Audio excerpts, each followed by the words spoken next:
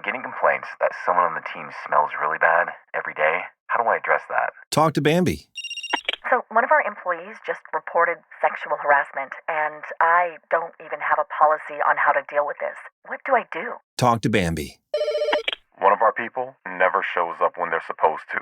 What are my options? Talk to Bambi. With Bambi, get access to your own dedicated HR manager starting at just $99 per month. They're available by phone, email, and real-time chat, so onboarding and terminations run smoothly. Team members reach peak performance, and your business stays compliant with changing HR regulations. And with Bambi's HR Autopilot, you'll automate important HR practices like setting policies, training, and feedback. HR managers can easily cost $80,000 a year, but Bambi starts at $99 per month. Start your free conversation today to see how much Bambi can take off your plate. Visit Bambi.com/assistant right now. Spelled BAMBEE.com/assistant. Welcome to the Boneyard with Steve Robertson. As always, I am your good friend and host, Steve Robertson, here on the Monday evening edition of The Yard, and I've got a good excuse for being late. We're going to talk about it a lot in the first segment of the show. I've been busy all day long, and you're going to hear that dinging as the busyness continues. A lot of things going on. You know, one of the things I want to share with you guys, too, you're probably unaware of this. So, you know, Gene Swindoll is officially retired. And so I have been kind of the chief operating officer of Gene's page for several years, kind of handling day-to-day operations. Gene's retiring, so I'm taking over. And so one of the things that I said when my time came to kind of run the store is that we're going to do some things differently. Not going to take away from what we're doing. We're just going to be more aggressive about other things. Be very involved in a couple things. Now, today, I have done some things that are super cool. And again, we're going to spend the first segment of the show talking about one of them. But I don't want our business to just be viewed as a media entity. Now, some people would say, but Steve, you spent years and years and years trying to build this operation up to being a respected media entity. And that's true. It's true. But we're going to be players in NIL. And I don't mean, little stuff. We're just not. We're going to be very aggressive. We want to associate and affiliate ourselves with positive things that are happening at Mississippi State. We want you guys to know that we are a willing partner in a lot of things when it comes to Mississippi State athletics. So we're going to be doing some name, mention, likeness deals with some players to promote our business, which is what it was intended for. So we're going to do some media marketing type things with some Bulldog players. Recently signed a name, image, and likeness deal or came to terms on an NIL deal with Kellum Clark to help promote Dogpile. So we're going to do some things like that. We're not just going to sit back, because we're different.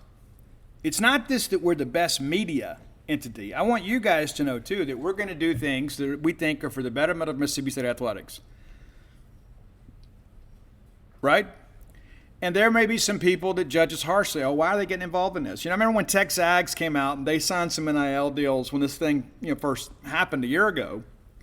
And people were like, this is revolutionary. Other people were like, well, some lines may be skewed here. So how does that work? Well, then now you see a lot of people out there that are involved in this. So we're involved in it too. The difference is we're going to be a lot cooler about it. We're going to do a lot of interesting things because we're going to use the people that we know that you care about to help advertise our business.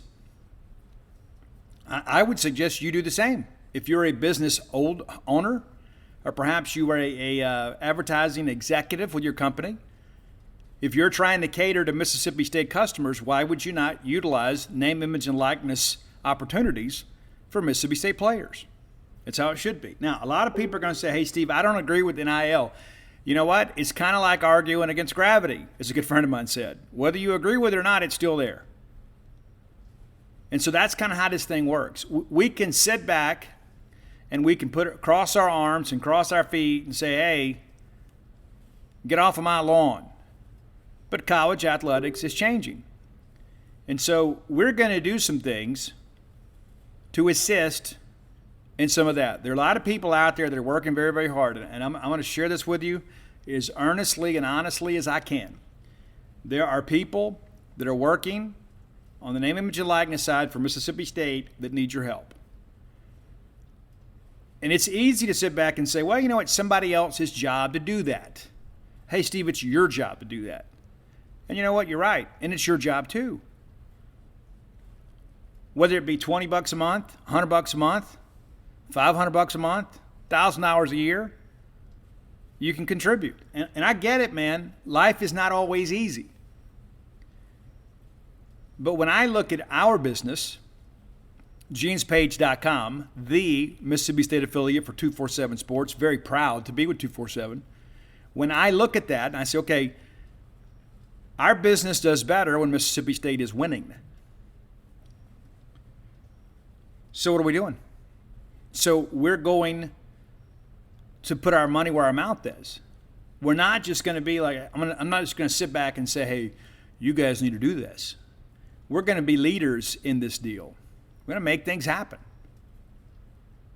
We're not going to be out there doing anything other than making contributions, but we're going to utilize name, image, and likeness for our benefit. We'd be a fool not to. We talk about Vanderbilt, right? Vanderbilt is exploiting this loophole in NCAA legislation when it comes to baseball scholarships. But it's not illegal. It's perfectly acceptable. And they'd be a fool not to exploit it or utilize it as long as it is legal. And so that's how I look at this name, image, and likeness thing. It's like I can sit back and say, well, I don't know if this is right. You know, hey, I've got a decision I've got to make, but I've got to do what's best for my business. I've met with our staff here about a month ago, and I said, hey, guys, this is how I feel. These are the things that we're going to do. I'd like to get your feedback. And everybody's like, I think it's a great idea. So we're going to do it. And I'm going to explain to you after the break this big thing we're working on. More to the point, I'm working on. Let's thank our friends at Bulldog Burger Company. I love Bulldog Burger Company, and I loved them a long time before they were a sponsor of this show. I was probably one of their first, 500 customers. I couldn't wait for it to open. I went by and checked it out. I had the Bulldog hamburger, the Bulldog burger itself, the signature burger. I was like, you know what? This is kind of what I've been looking for. And then my friend Brian Haydad, I noticed he was having something different. He had the smokehouse. He's a smokehouse guy. So I decided to try that. Loved it too. Then we did the Boneyard Bulldog Burger Challenge. And I ate every hamburger, and I came back and talked about it on the show. So I've been there and done that, and I've eaten them all. And I can tell you, you're never going to walk away unsatisfied. A great restaurant quality hamburger is one of the fine delicacies in life that we afford ourselves. I would encourage you to go partake in their fine delicacies there at Bulldog Burger Company. 3 great locations to serve you: University Drive in Star Vegas, Gloucester Street in Tupelo, and Lake Harbor Drive there in central Mississippi in the Ridge and Flowood area. Go by and have the spring rolls as your appetizer. They will make you and everybody around you better looking. And get that chocolate shake to go. It's not truly a cheat meal if you don't have that chocolate shake to go, right? Because I'm having a cheat meal today. Okay, go all the way. Get your money's worth. And maybe you're thinking, hey, Steve, I want to eat a little bit better. I'm a little more health conscious these days. Get that grilled BLT salad. I love it, man. I've never been able to finish it either. The portion is so substantial. And that's one of the things I love the most about Bulldog Burger Company. You get more than you pay for. Other people tacking on charges, cutting back on portions, not Bulldog Burger Company. Nope, the same place you've grown to love. Bulldog Burger Company, the place where people go to meet. MEAT. All right, so let's get into this little thing I've been working on, right? The reality of it is, I've always been a bit of a over-the-top guy, right? And so when I sat down and talked with the guys in the Bulldog Initiative, I've told you guys before, I'm very comfortable with that group. I'm very comfortable with the things they're doing. I'm comfortable with their model. And so I feel very safe by suggesting that that's a good avenue for you. That's not a shot at anybody else. I haven't sat down and heard anybody else's presentation. I've had a lot of people contact me and said, hey, can you help us with this? Can you give us some publicity? And it's like, I don't get enough information to kind of move forward with that. But I went and sat down with Charlie and, got the lowdown. And this is a guy, too, that is basically doing this, really out of the goodness of his heart. I mean, really, there are a lot of people out there not necessarily affiliated with Mississippi State. There are a lot of people out there kind of exploiting our student athletes when it's come to NIL. There are some people that are taking a third or more. So like if you make a deal with a player, like, hey, I'd like to do this. So it's like, oh yeah. So yeah, they're going to get, $300, but we're going to keep 100 for not really doing anything. And so I haven't really wanted to kind of be involved with that. And I've had some people approach me about that. There were a couple of student athletes when NIL first started. It was like, hey, we want to do these shirts. And the shirts are $25 a piece. And it took about $5 to make them. And your student athletes got like $2 or $3. So it's like the profit margin on that shirt is like 80%. And your student athlete was getting less than 10. All right, that's not a good deal. And so the way this thing is structured through the initiative, yeah, they don't get it 100%, but it's the smallest percentage you could imagine, right? I mean, there's just not much. And there's some legalities involved in all of this with NCAA compliance. I mean, that's how it works, right? There's certain things you do. I mean, these things are set up to make money, but also to kind of facilitate funds for your student athletes. And so as I learned more about NIL, I began to ask myself, what can you do? How can you be a contributor to this? And so I thought about some ideas. One of the things that I think would be a great idea, nobody has done this yet, but as a guy that used to be a big part of the running community, I'm not running this project, but I wish somebody else would, is why don't we do a 5K around campus? You wouldn't even need the city to be involved. Let's do a 5K. What do people pay, $50, $60? I know some of these trail races we pay $100. You run a 5K around campus. That is a money-making machine right there. People would love to come to Mississippi State and run the 5K around campus and then help fund NIL. What's your expense? The timing mechanism? Your finisher medals that are next to nothing? I mean, people are basically paying to run your race and to give you money. Then you have some people go back later to kind of unmark the course. That is one of the easiest money-making things there could ever be. Because at the end of the day, there really is no waste. There's no retailing expense. You put it up, you promote it. Hey, we're running a 5K here. There's websites and Facebook groups all around the state. You can advertise it for free. And you go put this 5K together. If need be, do a 10K. And run it all on the Mississippi State campus. Or through the streets of Starkville. We do Frostbite every year. I mean, you could use some of that route. The hundreds of people that run those races, like every weekend, there was a stretch in my life that I think we ran a 5K every month, every week of every month. A lot more of it going on down there around Baton Rouge, but up here there's a 5K probably every weekend somewhere in North Mississippi. And those people are always looking. There's not a 5K in Starkville every week. But what if we did that? Because people are like, where's the money going to come from? Here's the thing, and I think a lot of people feel this way. We got to do more than beg. It's like, please, please, please give some money and help us with this, right? And there are a lot of people out there that just asking is enough. I talked to a business leader in Starkville earlier today. He said as soon as he found out, he goes, hey, we want to make a commitment to this. I won't disclose the amount. I won't disclose the name. But it was a very substantial amount of money. There are a lot of people that would love to be able to do something to help with NIL that don't have the financial wherewithal to be able to do that. So what if we gave them something to do? What if we gave them a race to run? They're going to run anyway, right? I mean, there'd be somebody else that's just going to pocket that money. But if you found out, hey, this money is going to go to name, image, and likeness, you might even get some people that aren't even runners that may just come walk the thing to say, hey, I just want to feel like I'm doing my part. I want to feel like I'm doing something to help with NIL. I'm helping Mississippi State be more competitive in sports. That is low-hanging fruit right there. which kind of brings me to my little project I've been working on all day, which is why I'm late doing the show. I went to practice, but I've not produced any content today. And this has been on my heart since the day that Charlie and I sat down.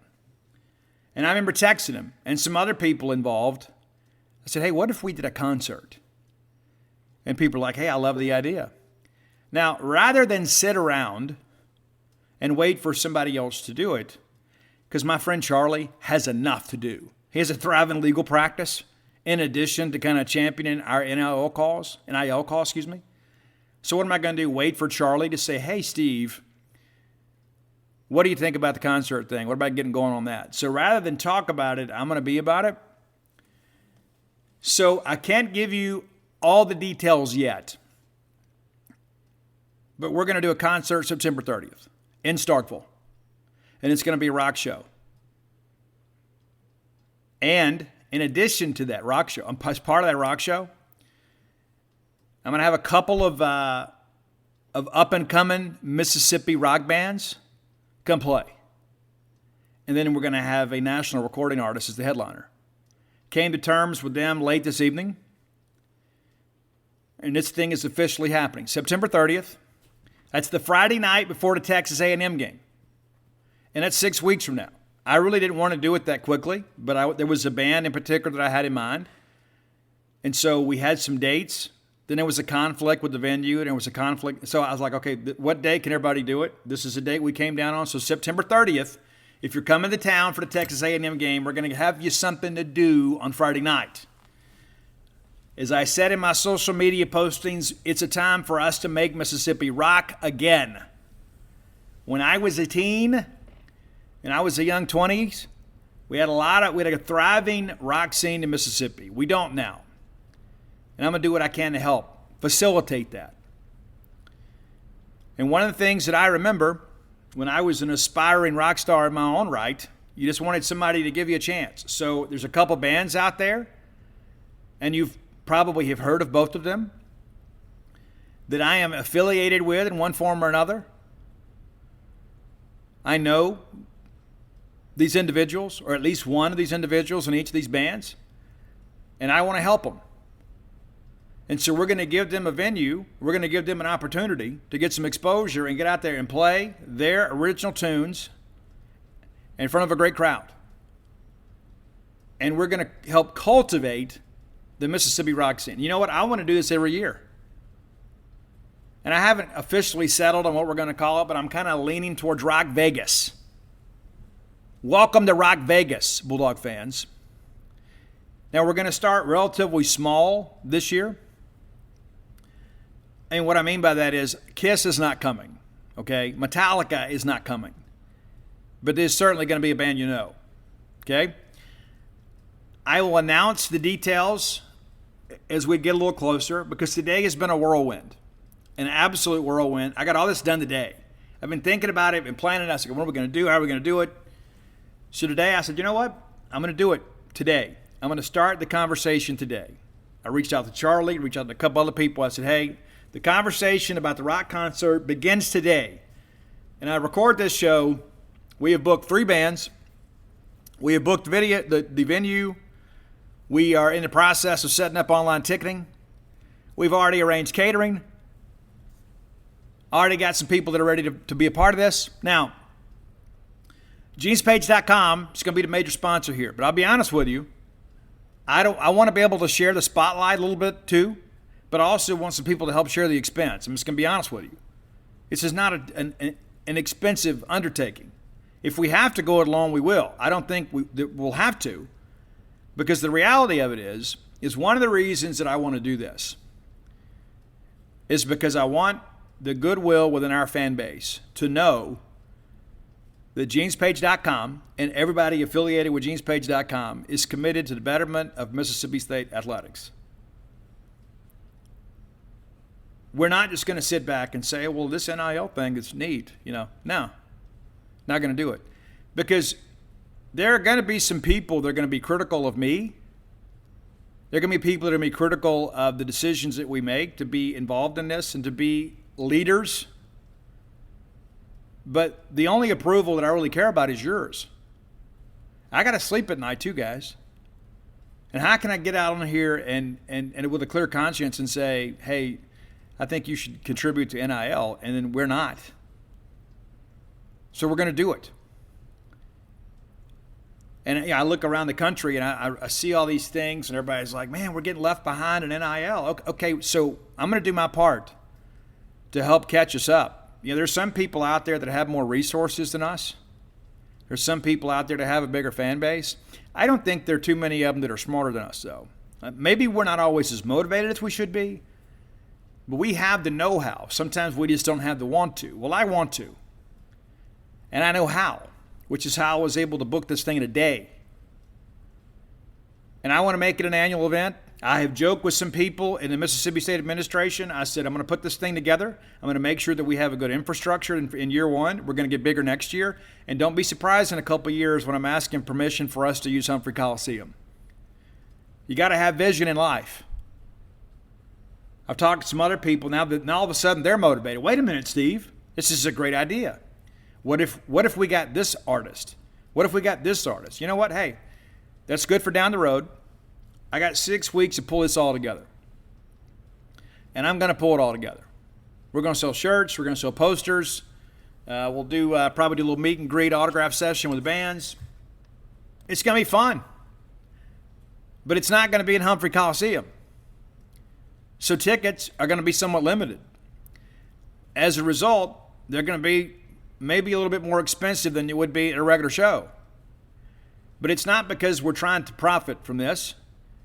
You're basically making a donation. We talked about, hey, like if I went around and said, hey man, give me $40 for NIL. You'd be like, what? Well, I'll tell you what if I put on a concert and I ask you for $40 and then instead of me keeping your $40, then I gave it to NIL. How'd that be? So not only are you contributing something, you're getting something in return. And there are a lot of people out there just from the goodness of their hearts. It's like, hey, this is what I want to do. And I'm going to sign this, and I'm going to just sign it over. There are other people that says, I wouldn't mind being part of a fundraiser. But you're going to get something out of it. You're going to get to see a great rock show right here in Starkville, Mississippi. And I'm fired up about it, in case you couldn't tell. We're going to do something great. And this is just the beginning. Not going to say that we're going to get kissed someday. But one of the things that I have been a proponent of, and again, it's like, there's sometimes I feel like I'm just the idea man. It's like I can come up with great ideas, but I don't always follow through, which is how it used to be with books for me. I'd say, this would be a great idea for a book. I never write it.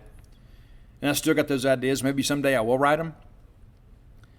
But I was like, what we ought to do? We ought to have a concert series. What if we did a rock show? What if we did a rap show?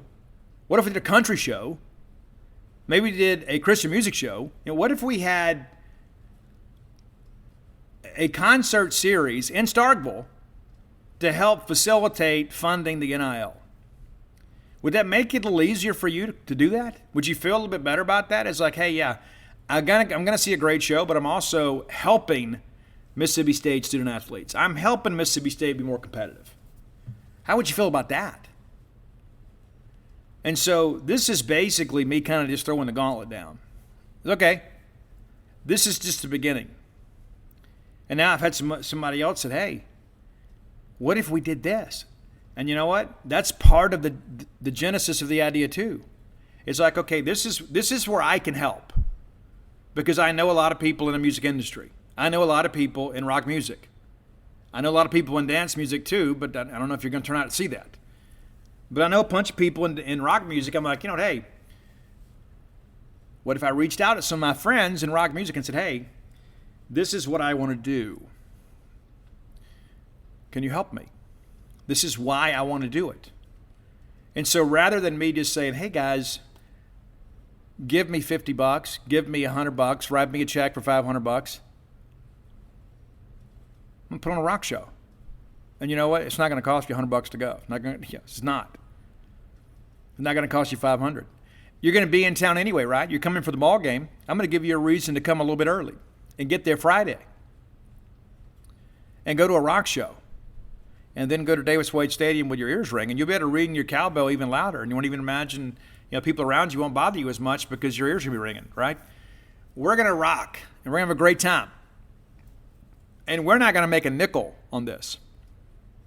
That's not our point. That's not our point. GeniusPage.com, not going to make a nickel. Now, my hope is that maybe you say, you know what? I've always thought about subscribing to Gene's Page, and I like what they're doing. So, yeah, I'm going to go support those guys. Or maybe you're a longtime Gene's Page subscriber, and you're thinking, you know what? I'm proud to be a Gene's Page guy because I like what they're doing. Not only do they provide the best news and most up-to-date information about Mississippi State athletics, look at what they're doing. That's what makes sense to me. That's what fires me up. That's what gets me awfully excited. We're doing something that I believe is very important, and I believe it's substantial. And I think it's important for everybody to understand that it's not just a situation where I'm going to sit up here and just say, this is what you should do. We're getting involved. We're getting excited. And we think this is something that is a benefit to your athletic programs. So come out, enjoy the show. Again, I'll give you more information when we get it. Today has been a whirlwind, right? You're going to have to give me a little grace today. And I got to go write a check here pretty soon. I go write a check and deliver a check, sign a contract. And once that's done, I'm going to give you all the details. And once I'm committed to it, once I sign the check, whether you guys show up or not, I got to write another check. So I need some other people out there. If you want to be a part of this, message me. Because we're going to do several sponsorships. $500, $1,000, because there's a lot that goes into this, obviously. And so it's your business. And I've already had somebody contact me today. I said, hey, Steve, I don't even have a business. I just appreciate what you're doing, and I want to be a part of this. I don't need my name on any shirts. I don't need my name on any posters. I just want to help. And maybe that's you. Hit me up. I'll tell you how to get it to me. Because I can promise you it's going to go to good use. Because I know that, and I trust the people at Bulldog Initiative. And so every dime, all the proceeds that we make from this show are going to go directly to the Bulldog Initiative. As a matter of fact, when we set up the online ticketing, and I got to meet with Charlie about this to kind of get it all set up. When you buy your ticket, instead of that money going into an account somewhere, it's going to go right to the Bulldog Initiative. So you buy your ticket online, the money goes right there to Bulldog Initiative. That's how we're going to set it up. That's the plan right now. It's not going to come to me. Not going to go to Gene. Not going to go to some venue or sit in some escrow account. You're going to buy your tickets, and then boom, they're going to get your money. That's how I want to set it up. And again, it's not set up yet. That's why I haven't announced that yet. But I've already been in contact with a ticket vendor, and there's just some things we got to do. And so Charlie's on vacation this week, in case you didn't know. And maybe I shouldn't have told you that. But once he gets back, we're going to sit down, and we're going to get all this set up. Because this, again, is to help support the Bulldog Initiative. And again, that's not an indictment on anybody else. I don't know enough about everybody else's business. And so I do business with people that I trust and people that I know. And that's, again, I have a level of comfort with the Bulldog Initiative, and I want to support their efforts. I want to support what they're doing to help Mississippi State student athletes. And so I ask you, how does it sound? And you're like, yeah, it's going to be a rock show, but I'd love to know who it is. At the end of the day, does it really matter? And you're going to be happy, right? You're going to be happy, especially if you're my age. You're going to be happy.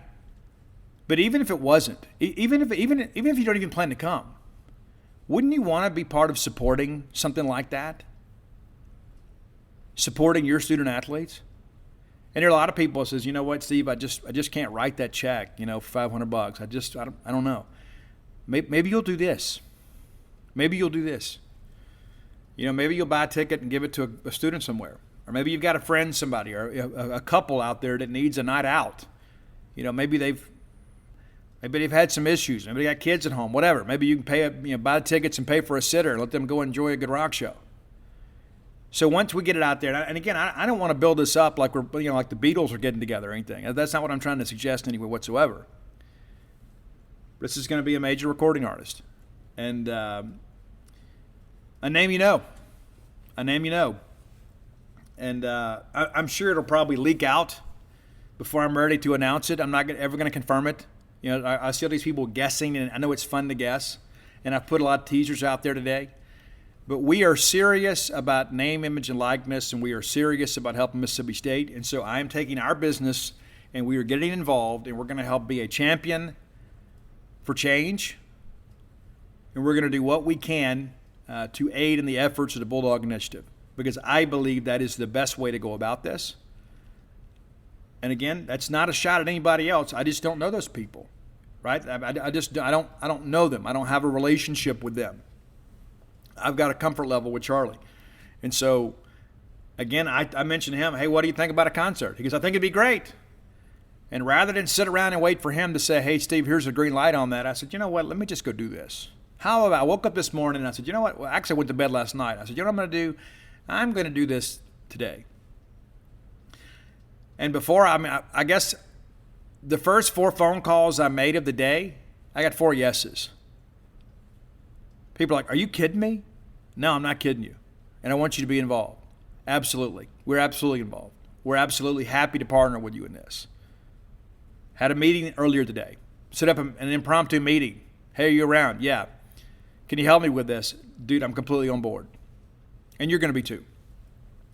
So we're going to make Mississippi rock again. And we'll start right here in Starkville. Everybody else can do what they want to do. But we're going to bring a rock show to Starkville, and we're going to help fund Mississippi State's NIL efforts. All right, time for today's Top 10 list, brought to you as always by Close with Blair. That's C-L-O-S-E with Blair, B-L-A-I-R, closewithblair.com. Listen, that's Blair Chandler. Everybody needs a friend in the industry, and that's the mortgage industry. Blair is a guy that's been at it a long time, though. 21 years in the industry, top 1% close ratio in the country. Last 2 years. That's 2 years in a row. This is a guy that can get you to the closing table. A lot of other people say that, but it's good to know that you've got somebody that knows the ins and outs of the underwriting process so they can go kind of champion your cause with underwriters. A lot of people out there to get a little resistance and say, well, that's it. It didn't work out. Blair's a guy that finds solutions. Whether you're a non-conforming borrower with an atypical property, give Blair a chance. Maybe if other traditional lenders perhaps have turned you down. Blair works for Fairway Mortgage. Recently voted number 1 in customer satisfaction when it came to mortgage loan origination. Let him help you. And here's the deal, too. I didn't say it's Friday. But if you mention to him you heard about him on the Boneyard, he's going to pay for your appraisal. How about that? Give him a call today at 601-500-2344. Again, that's 601-500-2344. Closewithblair.com. All right, top 10 list. I've done some lists recently. We did 40-year-old songs and 30-year-old songs. And the 30-year-old jams just didn't go over the way that I thought. So I thought, you know what? We're going to be true to rock today. Since we're booking a rock show, we're going to do, and this is not a hint in any way of who our headliner is. It's not.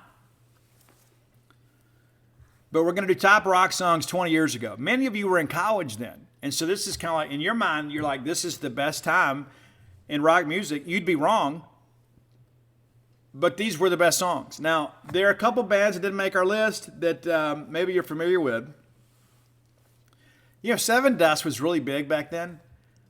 But they were just really about to take off, right? So they didn't make our list. Let's see here. Kid Rock didn't make our list. SR-71, I like that song, Miss Right Now. That didn't make the list. Earshot didn't make the list. Korn didn't make the list. Korn's gotten a lot of play on our list here, but Korn didn't make this list. All-American Rejects didn't make the list. Weezer didn't make the list. Weezer's been on a list before, though. Mudvayne, that is reunited Mudvayne. Chad from Mudvayne was the front man for Hell Yeah for a while, and then Vinnie Paul has died, so they're on hiatus. So he is reunited with Mudvayne and are out there doing some wild shows on tour now. Incubus didn't make the list. Many of you really liked Incubus. I never did. Listen, that's not to say they're not talented. I just didn't get it. It didn't have enough of an edge for me. I didn't really like the singer's voice. And I know many of you love Incubus. I just don't think they're as hard as their name would suggest. Let's see here. Who else didn't make Jimmy Eat World didn't make the list. I know some other people are like, oh, that album is great. No, it's not. System of a Down didn't make the list. Coldplay didn't make the list. Hoobastank didn't make the list, even though I do love that one. This Is Gonna Hurt. Love that song. Offspring didn't make the list. Stone Sour, and I love Corey Taylor. Maybe that's, Roy, put that on the list. Let's do a Corey Taylor top 10. He's had a solo album. He's worked with Slipknot. He's done work with Stone Sour. Godsmack didn't make the list, but we've shown them a lot of love on the show before. Default was a band, too. They were an Octane band, if you listen to Octane. Because I was like one of the first Sirius XM listeners, I think. Because like you could call and request a song, and like 10 minutes later they would play it because all you guys were listening to XM. I was on Sirius. But Default was a good band. They didn't make our list, though. But here are the songs that did. Number 10, a band I love from the early Octane days. Oh, I love this band so much. I could do a top 10 list of them. Hadn't released new material in a while. They've done some shows. It's a band called Taproot. I love them, man. I do. I love that haunting sound. I love. That's another a big miss on my behalf. When we did the breakup songs, the songs like you break up and you're angry songs, I should have put Taproot's Fractured on the list. Oh my gosh, that is such a great song. Great song, Taproot's Fractured, but that's not on our list today. Number 10's Taproot is Poem. And Poem is a song that really kind of got him going. An incredible guitar tone. It's one of the songs, too, like you hear that great kind of light guitar tone, and the next thing you know, the bass kicks in and it's tuned down a little bit.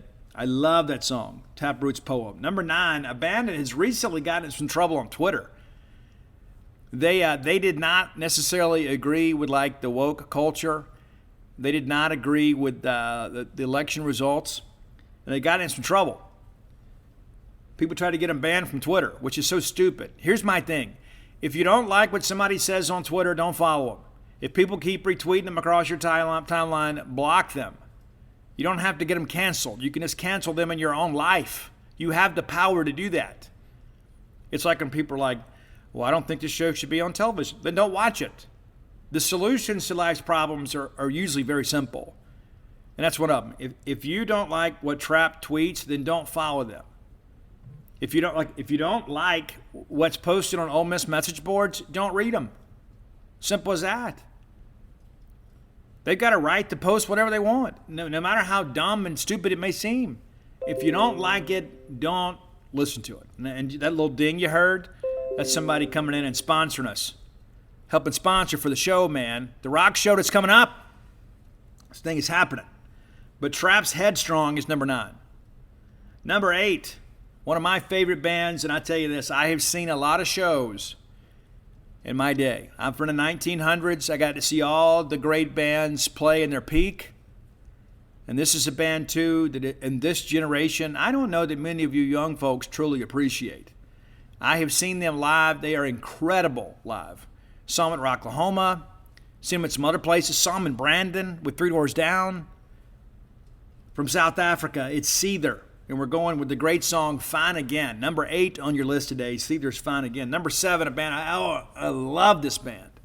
Matter of fact, this band we used to, remember we had music for the intro, right? The intro that you guys are most familiar with on the Boneyard was Beggars and Hangers On from Slash's Snake Pit. And I love that track. I still listen to it. I have people, it's so crazy, probably like once a month or so, somebody will say, hey, what was the name of that song at the beginning of the Boneyard? And it was Slash's Snake Pit, Beggars and Hangers On. I do like the live version that Miles Kennedy and Slash and the Conspirators do better than that one, because Miles is a better singer.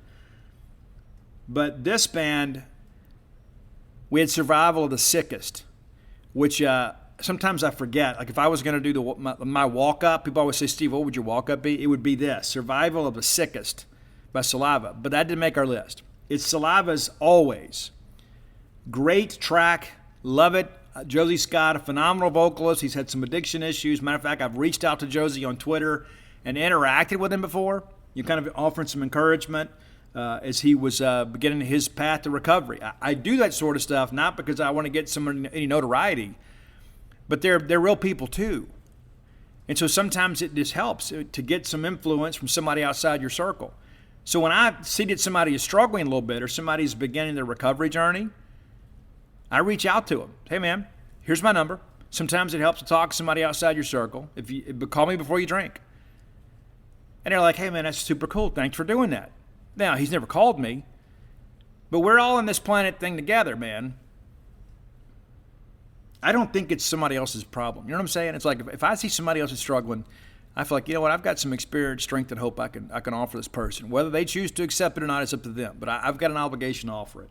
All right, number 6, one of your favorite bands, one of the greatest American bands of all time. It's the Red Hot Chili Peppers. And one of my favorite tracks from them that's been on our top 10 list before, it's By the Way from the Red Hot Chili Peppers, coming in at number 6. I was able to get that one out without talking too much about the songs, right?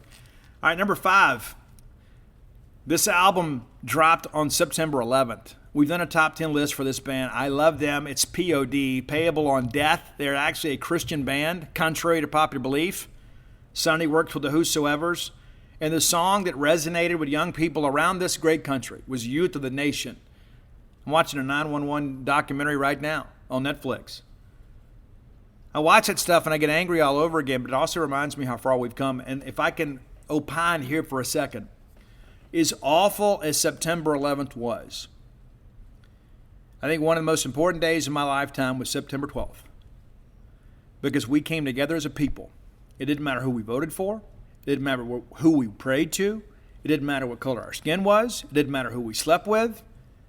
On that next day, we were Americans sharing loyalty, sharing fear, worrying about the future of our children. What kind of world are we leaving behind for our kids? I remember just being downright despondent, thinking about Ani having to maybe go join the Army because of some draft or something to go fight the war on terror.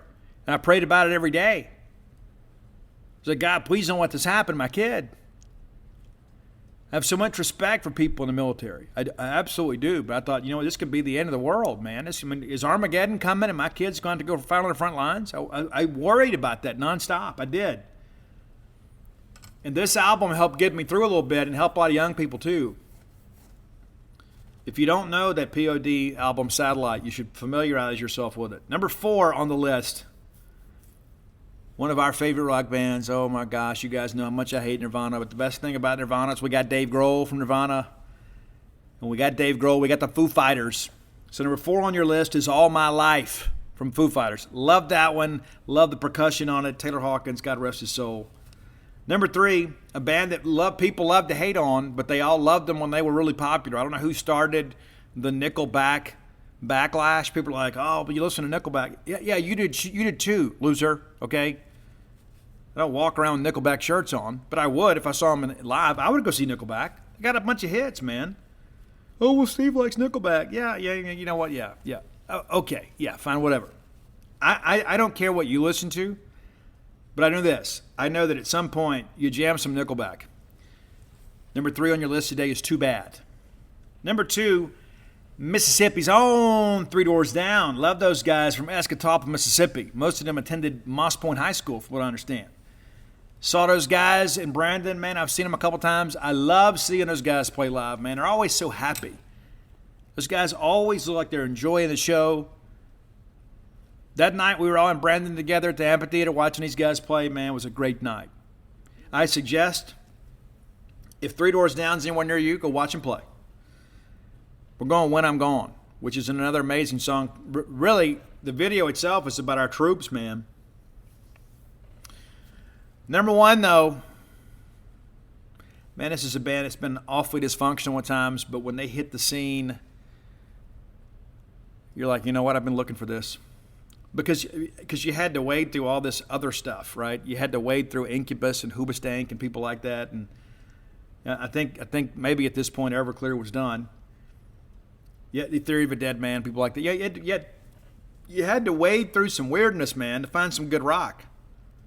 And then Puddle of Mudd hit the scene. You're like, you know what? I've been waiting for this. I didn't know that I needed this. Now that I have it, I'm pretty excited about it. And the one that started it off for them is Blurry. And that's your number 1 song today. The number 1 rock song. Number 1 rock song from 2002. Blurry from Puddle of Mudd. If you have ideas for the top 10 list, reach out and let us know. Best way to do it is find Roy on Twitter at Dogmatic67. That's DAWGMATIC67. And you can also follow our great list over on Spotify. Also, Dogmatic67. Let us know. We're always looking for new ideas. And sometimes you guys will give me a good idea and it'll just kind of jump to the top of the list. But I know this. I promise you guys, too, we got a couple of classic rock guys we haven't done. We're going to do one of those on Wednesday. All right, time. Next segment of the show brought to you by Campus Bookmart. I love Campus Bookmart. You will, too. If you don't, you will. Once you get to know them is to love them. Great people doing a great job for a fantastic fan base. The Bully Shop now newly renovated. All upstairs. Best selection of Mississippi State merch. A lot of people say that. They hadn't been to Campus Bookmart. A lot of people talk about it. Campus Bookmart is all about it. Go by and check them out today. See their lovely and talented faces. I love Miss Susie. I do. Love Miss Pam, Miss Kathy. Everybody up there does such a great job. They always make you feel welcome because it's like going home. It's like being around family, right? That's one of the things we love about Starkville. It's like everybody you meet wants you to go home and eat dinner with them. That's kind of the feeling you get when you go in Campus Bookmart. If you can't make it to town to enjoy that experience, support them by going to campusbookmart.net. And by being a loyal Boneyard listener, we'll give you a phrase that pays, and that is BSR, which stands for Beautiful Steve Robertson. And that'll get you free shipping on all orders over $50. Any order less than $50. Hey, Bulldog business owners and hiring managers out there, the holiday season's right around the corner. Don't remind you, right? You probably got some staffing needs that you need to fill. Well, let me tell you about our friends at LinkedIn. As you get ready to gear up for your hiring needs, make sure that your small business, or large business for that matter, is firing on all cylinders. LinkedIn Jobs is here to make it a whole lot easier to find the right people that you want to talk to fast and free. Create a free job post in just minutes on LinkedIn Jobs to reach your network and beyond to the world's largest professional network of nearly 810 million people. Add your job and the purple hashtag hiring frame to your LinkedIn profile to spread the word that you're hiring, and you can find people within your network to help fill your needs. Simple tools like screening questions make it easy to focus on candidates with just the right skill set and experience to maximize your hiring potential. It's why small businesses rate LinkedIn Jobs #1 in delivering quality applicants versus their leading competitors. LinkedIn Jobs helps you find the candidates you want to talk to faster than ever. Did you know that every week nearly 40 million job seekers visit LinkedIn? Maybe it's time that you give it a try. Post your job for free at linkedin.com/boneyard. That's linked, LinkedIn.com/boneyard.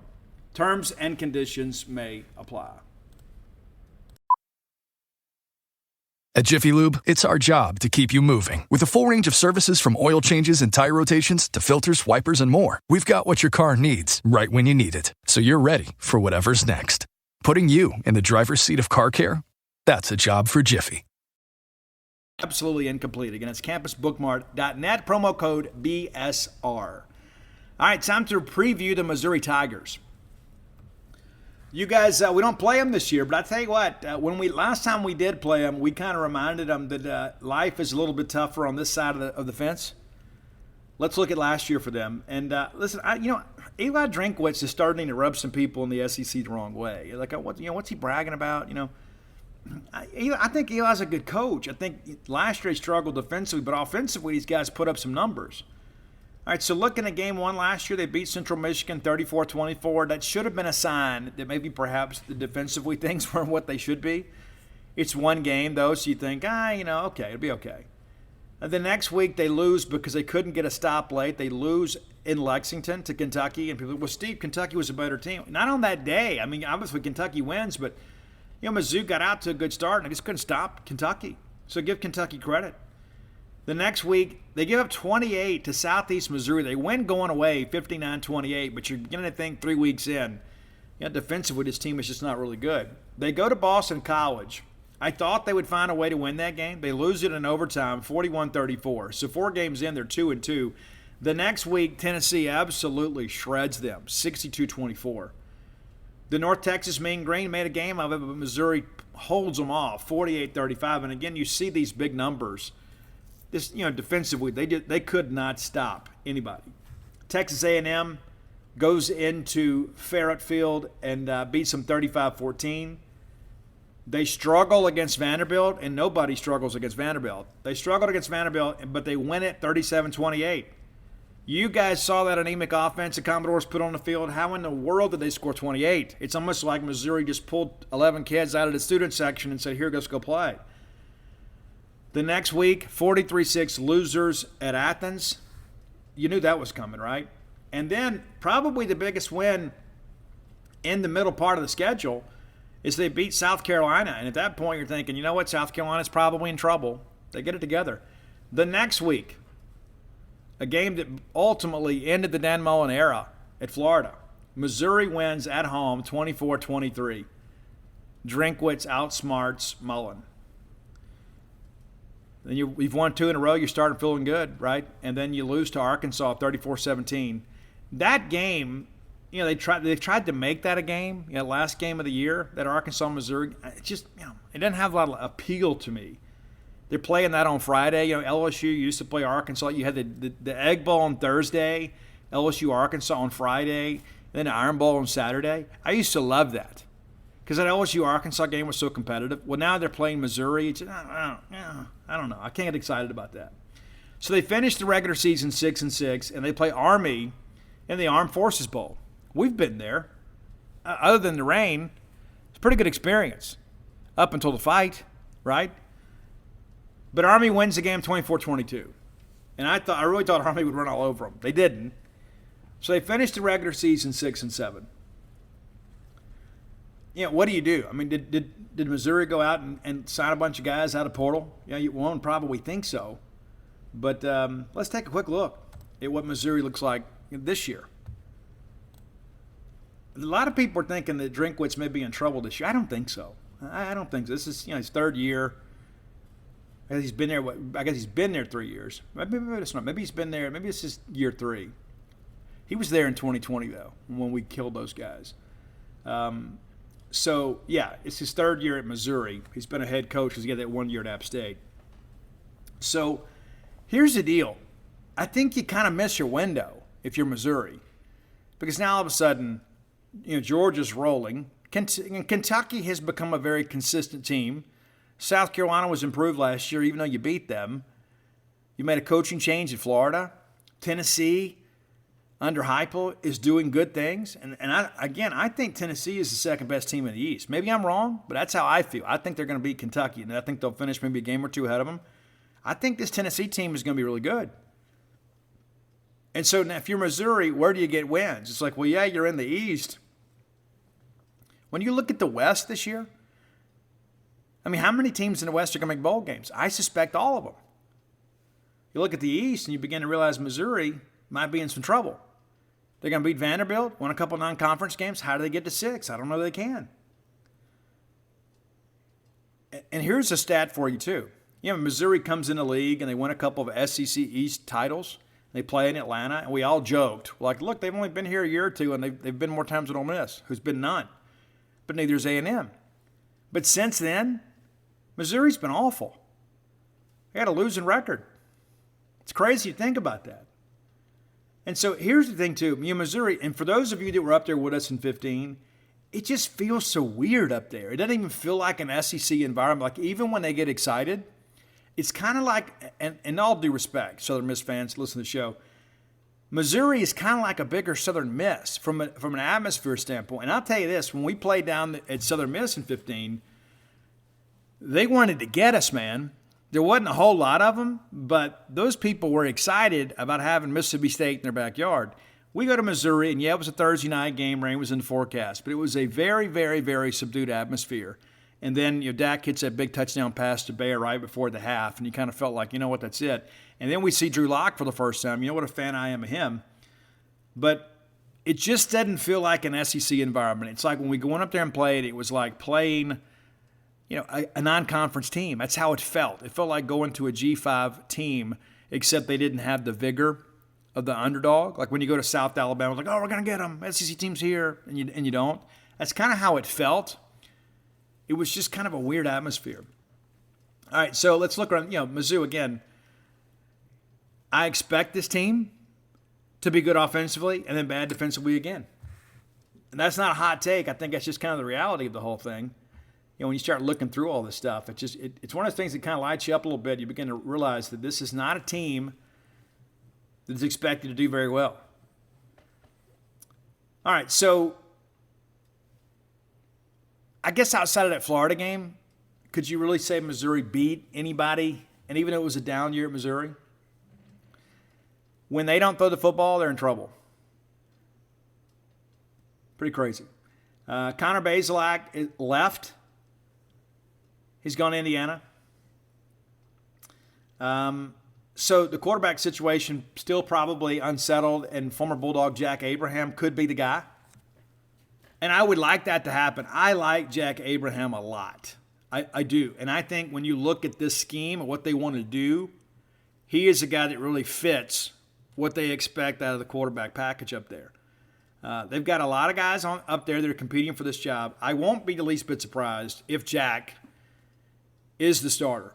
Maybe he's the day one starter. But when I look at some of these other guys that are on this roster, I mean, who has more experience than Jack? And you got to feel like Jack has a bit of a chip on his shoulder. He transfers to Mississippi State, wants to compete, has this crazy freak injury, and then continues to have like chronic headaches, kind of some concussion-type symptoms. It wasn't anybody's fault, man, but it's just absolutely insane what happened with Jack Abraham. And then he wanted to transfer to Ole Miss, and that's how everybody found out that Ole Miss was under league probation where they couldn't take a transfer from Mississippi State because of the tampering issue that everybody told. Like, Steve's wrong. We didn't tamper, but yet they're on probation for it, right, within the conference. So Jack ends up at Missouri, which I think is a good fit for him, and I think Jack is a good fit for Mizzou, and I think Eli can get a lot from him. So that might, again, kind of get them going offensively a little bit. Their issues are really more on defense. But what's interesting is Eli and them recruited so well last year in their home state, went into St. Louis, got some big-time players. So there will be some interesting pieces around the quarterback, whoever they anoint, but they're going to be young. And so young teams generally lose to elite teams because they don't know that they can believe yet. They don't know that they belong. But we'll see. They get Nathaniel Pete in from Stanford, expected to be the guy, and he's a multi-purpose guy. He can catch out of the backfield, good return guy. Offensive line's in flux again. And everybody thinks it just happens to us. Everybody out there is replacing a starter or two, and sometimes more. But this team and what happens with them ultimately is going to boil down to what they do on defense. They're going to be able to score. They're going to be able to put some points up from time to time. But they were awful. I mean, I think short of Vanderbilt, they were the worst. The worst defense in the SEC. So what do? Well, they've got a couple guys up front they feel pretty good about on the defensive front, but there's not a lot of depth there. They do get Florida transfer Tyrone Hopper to come in to be a backer for them. Yeah, so we'll see. But again, he's a new guy. You remember Abrams Drain, the kid from Mobile? We were on him pretty hard, and he goes to LSU and then ultimately leaves. I don't know if he signed with him. I think maybe he signed with him and went to the portal. He's at Mizzou now, but that's a guy that's got NFL potential. And then Enos Rakestraw too. He's another guy. But they have gone out and got some transfers, and they have done a good job getting offensive skill, and you would expect that with Eli. So that's a good part of it too. But how quickly can they get these young stars up to speed? I don't think Drinkwitz is on the hot seat, but if they went 4-8 last year, 6-7 last year. If they take a step back this year, you might see it. Because, again, the East is getting better. And I look at this stuff, too, like the run defense stuff, absolutely ridiculous. Kentucky ran for almost 350 last year. Tennessee put up over 450 yards of offense.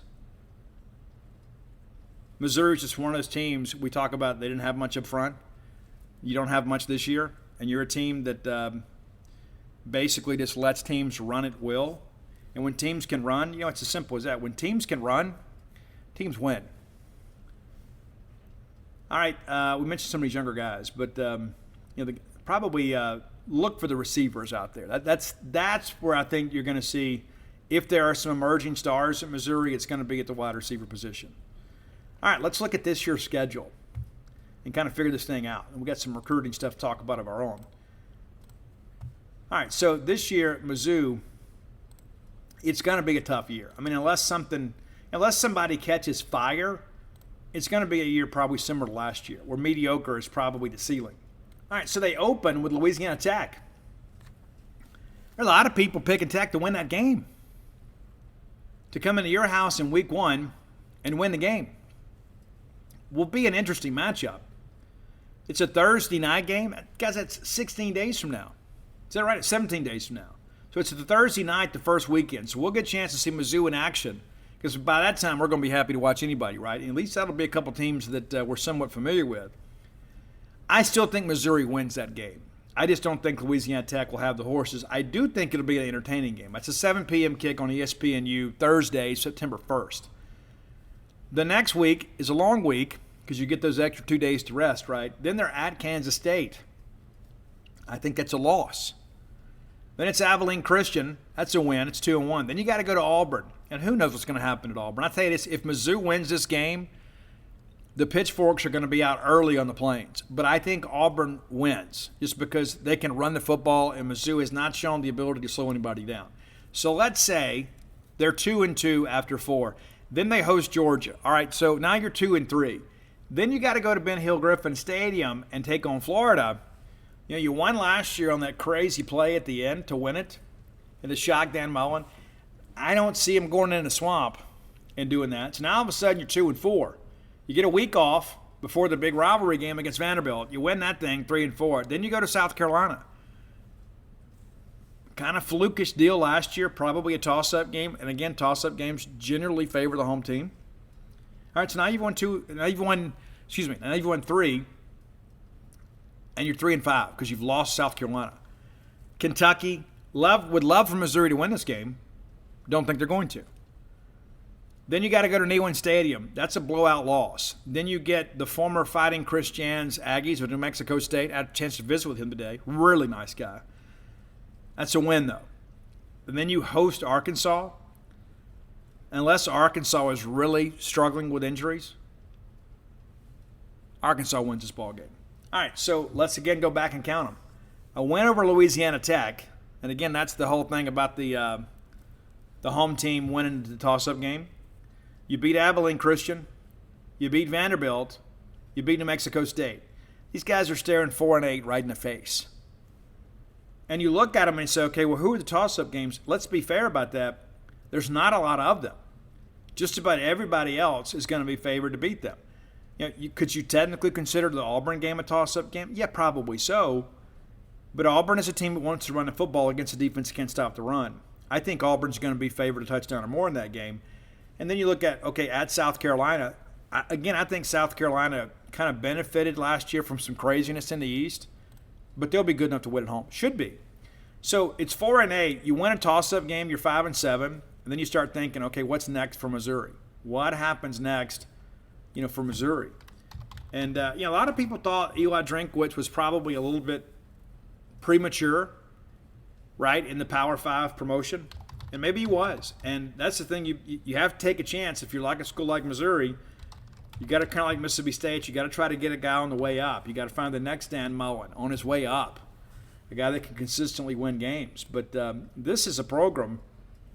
When everybody thought Texas A&M was going to come in and really challenge, and it wasn't A&M. It was Mizzou that came right in. But the very first year they struggled. Right, they go 5-7. Then they're 12-2, 7-1 in the East.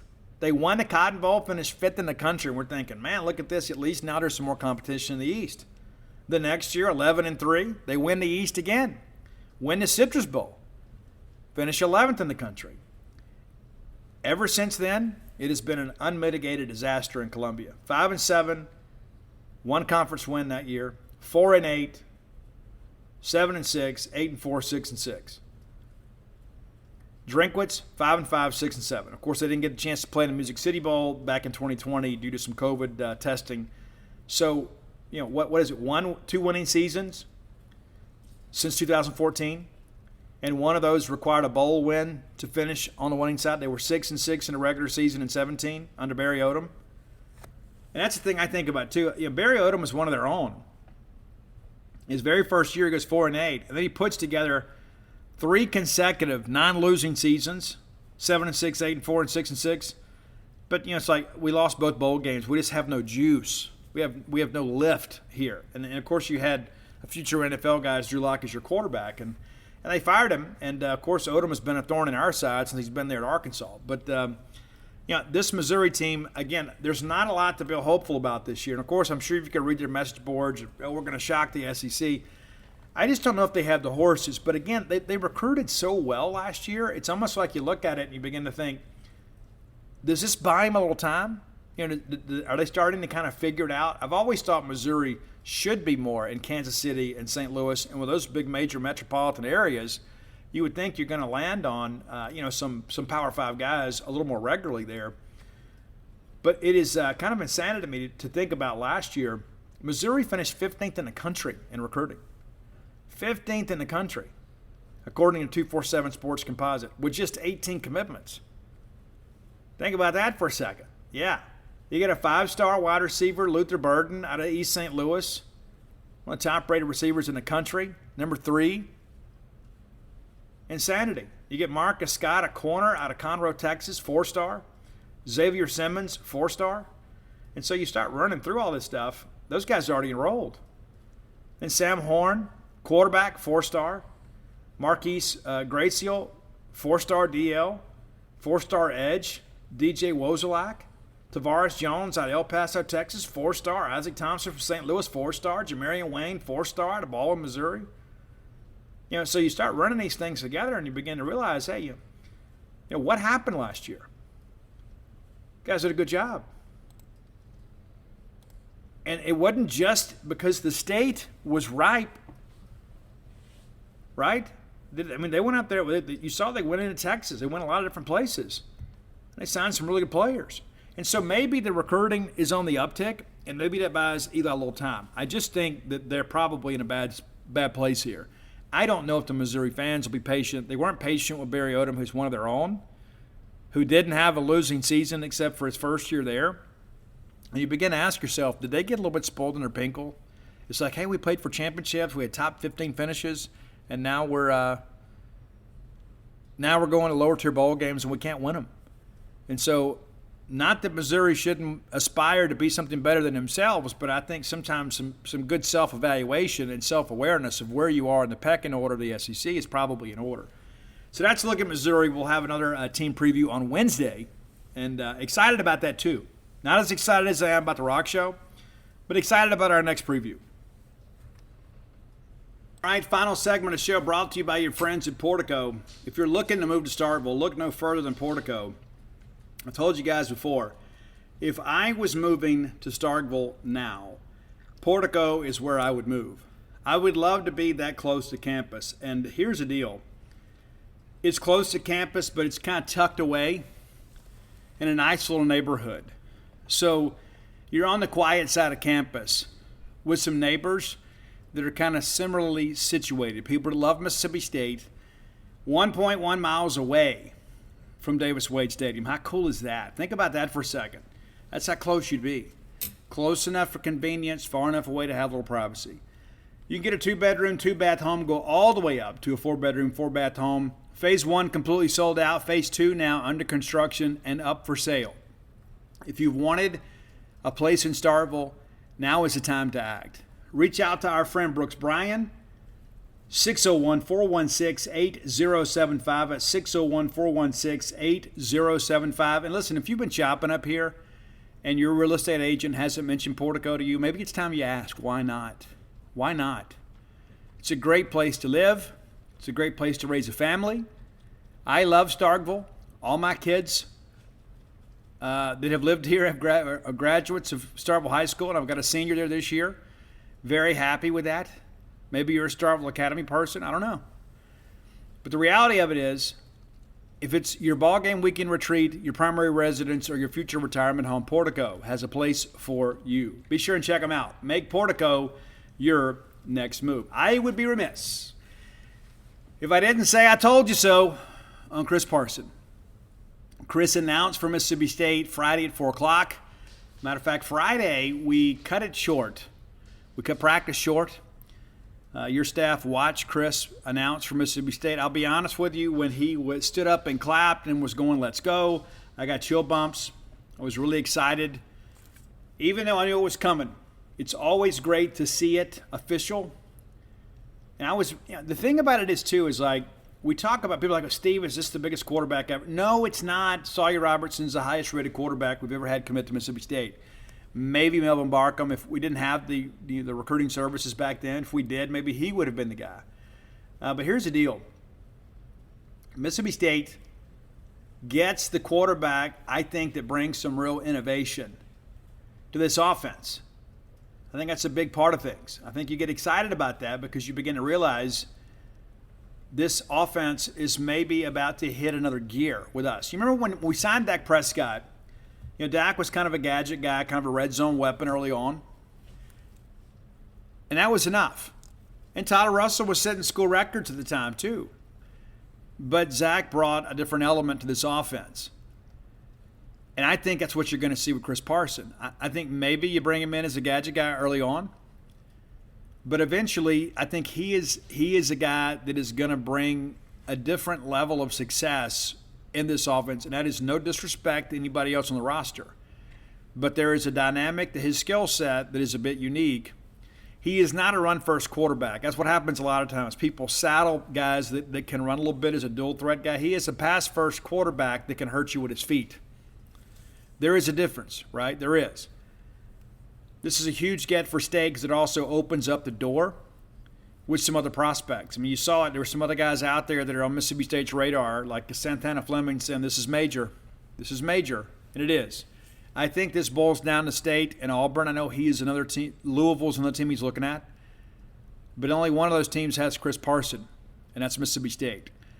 So, again, good get for Mississippi State. People now wonder what's next. I think things are going to slow down a little bit now as people ease into football mode. Now, I've said that before, and then we get a surprise. Somebody decides, you know what, now's the time.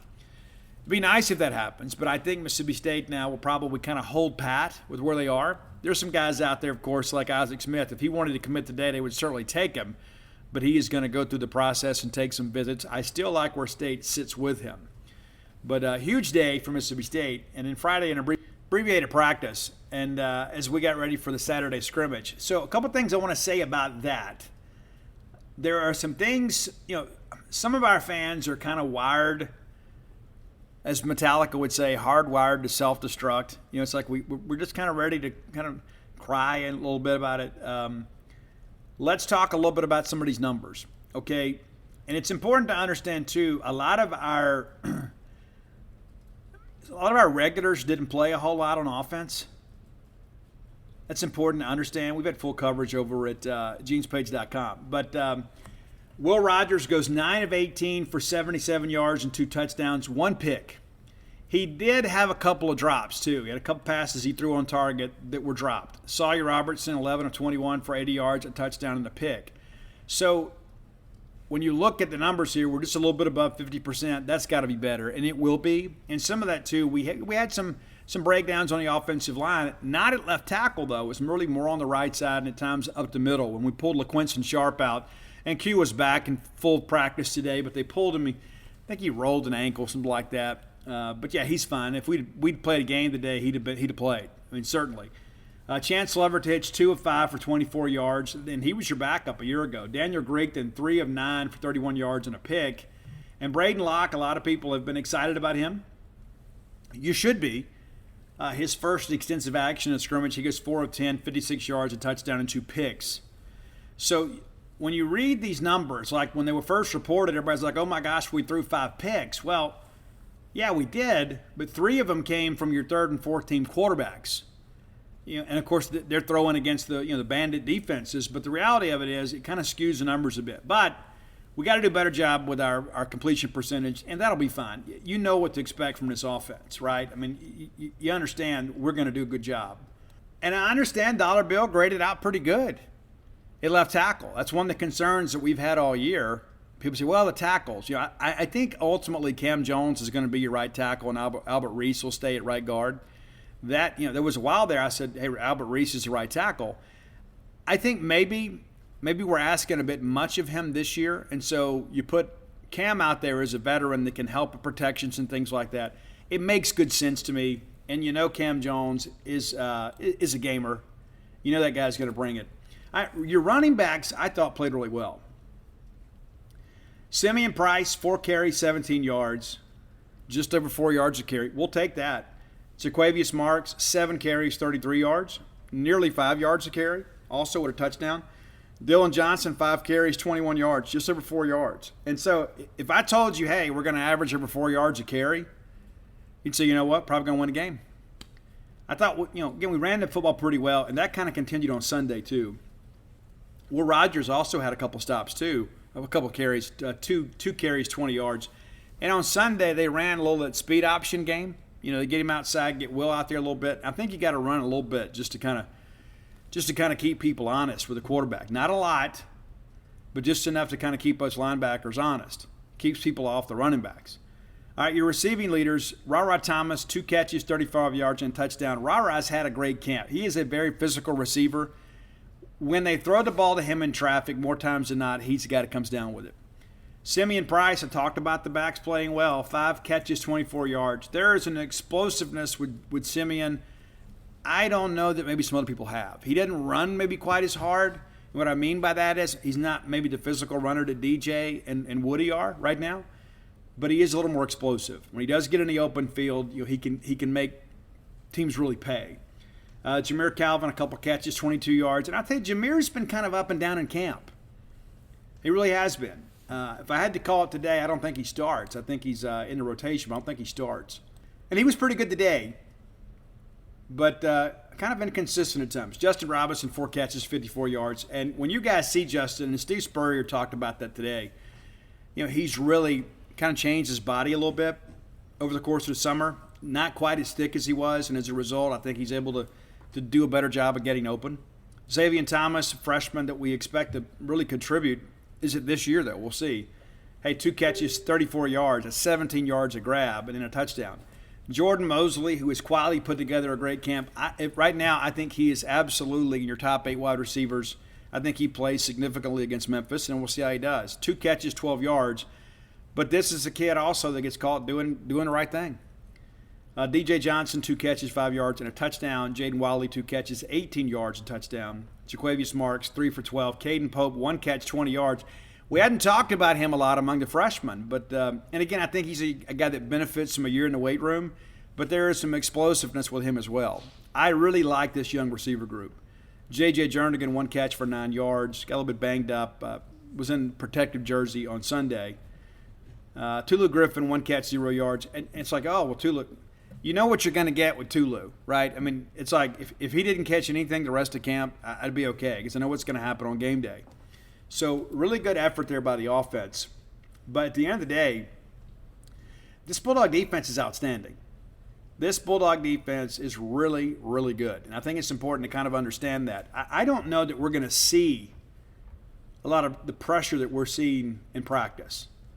Because what do teams normally do against us? Well, it's a drop 8, right? And so when Zach and those guys bring the heat, at times we struggle to pick it up a little bit. And that's to be expected. When you got some moving pieces on the offensive line, until they develop some cohesion and chemistry, what do you do on a stunt and twist? How do you pass the guy off? That's what practice is for. Now, as great as the defense was last week, and if I was grading the team, I think the defense won every day last week. Today, the offense, clear winners. Even Emmanuel Forbes and Colin Duncan in our media opportunity said the same. The offense won handily today. I thought the offensive line played well. I thought the receivers caught the football. We only had a couple drops. And as much as we throw it, you're going to have some. But when we do, it's like everybody on offense, whether they're in the huddle or on the sidelines, when we drop a pass, there is this collective groan that is audible on the practice field or in the Palmero Center. It's as simple as that. We know we're supposed to catch football. And if we don't, we're not going to play. And Steve Spurrier said today we're planning to play 8 receivers.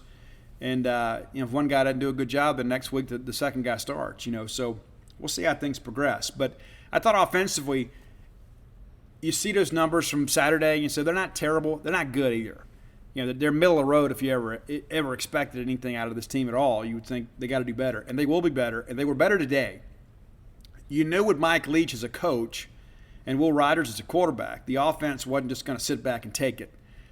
They were really good today. I would submit today may have been the best offensive practice we've had of camp. And that's what you want to see. Now, what's going to happen Saturday when we have the scrimmage? And again, I won't be there Saturday. This past Saturday is the only fall practice that I've missed. And I will miss this Saturday. I'll be at the Mississippi Book Festival Saturday morning. I got a 9:30 panel with Chancellor Kayat from Ole Miss and Neil White and another writer that wrote a book about State and Ole Miss. So I'll be there Saturday, and then probably heading down to Martin's Saturday night to watch the band Twist play. All right, so as we kind of move forward now, so what is a reasonable expectation? Because, like, anytime these numbers get out there, it's like we've got some fans within the fan base that are kind of waiting to pounce and waiting to be negative. Oh, we got to get better. We got 3 more weeks before we play. Now, the flip side of that is we only have 3 more weeks before we play, and so we can't waste practice time. And Sunday evening, we were expected to have a lighter practice. We ended up having a pretty good practice, and then ultimately some conditioning drills after practice. Mike Leach wasn't pleased on Sunday. And he made a comment, this is not about football right now because you're proving to me you don't have the toughness to win. I thought today we really responded well. And there were some times today that Leach had to kind of raise his voice a little bit. But I believe today, again, I thought Will Rogers really elevated today. And Sawyer Robertson has had some good moments. I wouldn't say he's had a great camp, but he's also adjusting and taking team reps for the first time in his college career. And again, this defensive front that these guys are facing is good or perhaps better than most you're going to see in the SEC this year. You know, we got potential 4 NFL guys up front. Jaden Crumity has been absolutely outstanding. Cam Young, absolutely outstanding. There are not going to be a lot of teams in this league or on our schedule. They're going to have a nose guard as physical and as athletic as Cameron Young. And when we signed him, some people were like, I don't know why we signed this guy. The guy's a future NFL guy. I remember Bob Shoop nailed it, man. Bob Shoop told me during the redshirt freshman year, he said, Steve, this kid's going to be the next great Mississippi D-line story. An under-recruited guy that comes in kind of country strong and learns to play football at a high level. And you're seeing it. We're reaping the benefits of that guy. An outstanding development by Cameron Young. And then, you got Jordan Davis and DeMonte Russell out there too. Who starts? Some days I think it's JD. The next day I think it's DeMonte. But I think we're pretty good there. And that's I think this is going to boil down, we talk about our coverage units and how good they've been. And again, they picked off 5 passes on Saturday. But the reality of it is that you've got, you're going to have a lot less time to cover. I think we're going to do a better job rushing the passer. I think we're going to get push up the middle, which will probably impede the quarterback's reads across the middle and down the field. And they'll look to check it down or swing it outside. And I think you've got the corners to kind of mop that up. The Camion Richardson still holding off Marcus Banks, Speedy Banks. That doesn't mean Banks isn't playing well. He is. The Camion's just kind of feeling the heat. I think he's elevating his own game. I like this cornerback's room. And I thought today, DeCarlos Nicholson, again, it's like one day you look up and there he is again. Number 4 out there knocking balls away, playing really tight. Caleb Ducking is a receiver, outstanding today. Thought Jaden Wally had a good day today. Corey Ellington, a really nice diving pass breakup at the goal line. Jaden Wally had it for a second, and then Ellington rakes it out. We're learning to play the football. And I like this group. Corey Ellington's the guy last year, remember, that was expected a redshirt and worked his way into the lineup. It was on the 2 deep. Ended up starting in the Liberty Bowl, but we didn't have much behind him. But I liked our group. I like how competitive we are. I like the fact that we get out there and we talk a little trash, and then we back it up. We've had a lot of guys in the past that talked a lot but didn't walk a lot. I think this group, especially defensively, is one of those groups we're going to look back and say, you know what? That was a kind of a motley crew of sorts. Some cast-offs and some other programs that came in here and did a good job. Jackie Matthews continues to impress. Davion Collins, we hadn't talked about him a whole lot. Had a pick on Saturday, quietly having a really good camp. Now, the question becomes, too, is how much does he play? Right? Because you know who your starters are, and you feel pretty confident about Marcus Banks, and DeCarlos is kind of coming on a little bit, too. And then Asias Furge is a guy, too, that I think maybe the light's coming on again for him. There's some competition around him. I think, he's elevated his game a little bit, too. Very physical tackler. So if Davion Collins is not going to play meaningful snaps, maybe it's better to redshirt him this year. But I do think, and I give Paul Jones some credit, Paul really liked him a lot last year. His size is a little bit, he's not like that ideal, long, lean, Darcel McBath type corner. But the guy has really good ball skills. He elevates well, takes ownership of the football. It's funny, too, Darcel McBath said yesterday that he hated to break it to the kids that the NFL scouts were always stopping him, but they were asking about him. Like he was ready to come out of retirement. But, of course, that's a joke. But I'll tell you, that's Darcel McBath and Jeff Phelps probably get more conversation from pro scouts post-practice than any other coach. And that's not to say they don't all get some conversation. They do. But Darcel McBath and Jeff Phelps consistently getting questioned about their players. When you think about Emmanuel Forbes, you think about the Camryon Richardson, you think about that defensive front. Guys, we could have 4 guys across the front, counting the Sam linebacker and Tyrus Wheat, that are mid-round draft picks. I don't know that we have a headliner in the group, somebody that plays their way into maybe day 1 or day 2. I don't know if that's accurate. That's why we're going to play the season. But you've got some guys that have some experience under their belt and some guys that can really play. So I think, when you see these numbers sometimes too, understand it's not a product maybe of the offense not functioning. It's a product of the defense competing at a high level and winning some of those one-on-one matchups.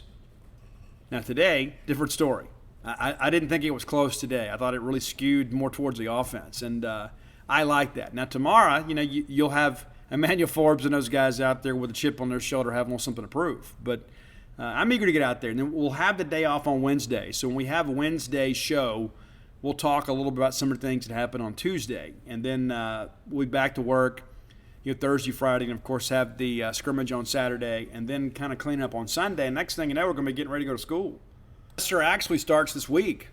So things will begin to change a little bit, and it'll kind of be chaotic this week as guys kind of get their schedules finalized and things like that. And at times you'll have guys that have a lab and have to miss until they get that stuff fixed. But how it is in college courses, you got to take them when they're available. But reality of it is I think you can feel good about your football team, and I've said that before. And the more that I see them in camp, and the more that I see this back and forth, and even though I thought the defense won every day last week, I never thought the defense dominated. The offense hit back a little bit. And I thought today's practice might have been the best practice for the offensive line all year. I think they're beginning to kind of settle in, kind of accepting their roles. And, Cole Smith's a guy that has been a little banged up. When Cole's healthy too, he brings something different. You guys have talked about it yourselves, the emotion that he brings because he loves Mississippi State and he loves competing. It's going to be tough to keep that kid out, man. You start looking up and down the line. A guy we never talk about is Nick Jones. Nick Jones has kind of been the dude at left guard. Lately it's been Dollar Bill left tackle, Nick Jones left guard. Cole's competing in there too. And then LaQuinton Sharp at center, and then now Albert Reese at right guard and Cam Jones at right tackle. That's kind of been the first 5. And then Cole's a guy that can snap. Like if you got into a bad situation and you had to use a backup center, LaSoya is improving. But if you got into a jam, maybe you roll Cole back out there again. Again, LaQuinton Sharp, I think, is the undisputed leader of this group. But Cole is a guy, too, that brings some physicality and also some emotion to the game. So you're going to get 7 guys ready to play, right? Is Percy Lewis one of them? Doesn't mean he's a bust by any stretch. Percy's done some good things too. But Percy's a guy too that, he's developing a little fire in the belly. It's like he's kind of gotten by on being bigger and stronger than everybody. Now he's kind of learning having to play with technique, kind of learning to fire his hands a little bit.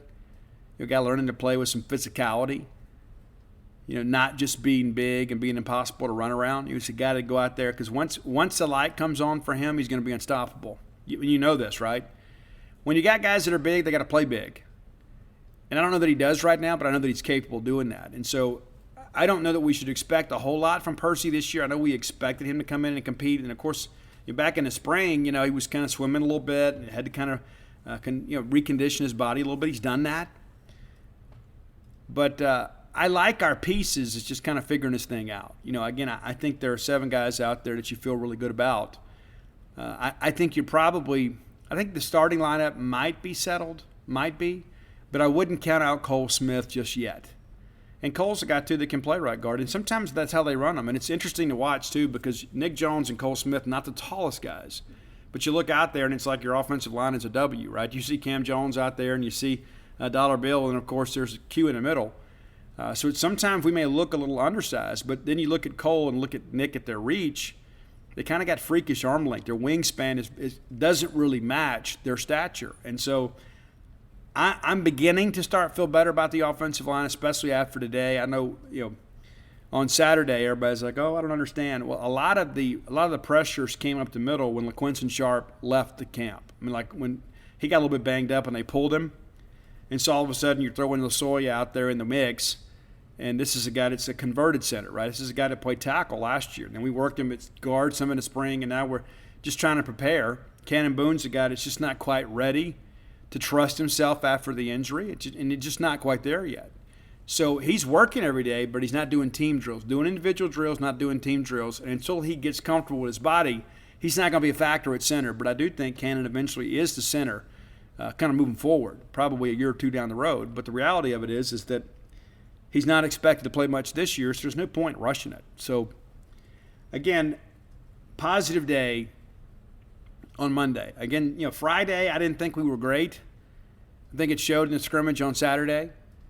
Sunday, I didn't think we were great. Today, I thought we were. Today, I thought offensively, we took a real solid step forward. So we'll see what tomorrow brings, and then we'll talk about it on Wednesday's show. If you hadn't done so, go to dogpilethebook.com. You can get all my sports books there. Flim Flam, Alpha Dogs, Stark Villains. I recently asked for an update on Stark Villains and Alpha Dogs. Stark Villains, they say there are a few left. Alpha Dogs, they say there are a few more left. So we're getting down to kind of the bottom of the inventory there. So again, not going to reprint those this year. Probably reprint next year. Dogpile's kind of taking center stage. And if you hadn't bought that yet, you should. You owe it to yourself. Even if you don't read, you should buy that book just to kind of keep it on your bookshelf. It's a nice little memento. Somebody will come over to your house and want to read, right? You'll be glad you got that. And I'll even sign it for you. Go to dogpilethebook.com and get those. If you're looking for Blooms of Oleander, you can find it at Amazon.com, BarnesandNoble.com, BooksAMillion.com. Stark Villains gear, always available at StarkVillains.com. And again, if you live in the greater Starkville area, chances are you can get it in your high school colors. How cool is that? Yeah, and if you don't want one, I'm sure your kids do. You can get a Stark Villains hoodie in your high school colors, right? Black and gold. Orange and blue, excuse me. So if you're an SA, if you're Starkville High, you can get them. You can rep the brand and identify yourself as a person from Starkville with a Stark Villain hoodie. So be sure and check it out. That's it for today, guys. Again, sorry for the late show, but I hope you understand. Got some more news to share with you in the days to come. But until next time, let's all live our lives in a way we make more friends than enemies, and people can see a difference in the way we live. Buy one, get one for $1 at McDonald's. Or as we like to call it, the can't have just one deal. Mix and match a sausage biscuit, sausage McGriddles, McChicken biscuit, chicken McGriddles, or crispy hash browns. Want 2 sausage biscuits? Buy one, get one for $1. Want a sausage biscuit and hash browns? That's cool too. Choose more of what you love. Buy one, get one for $1 at McDonald's. Prices and participation may vary. Valid for item of equal or lesser value. Cannot be combined with combo meal.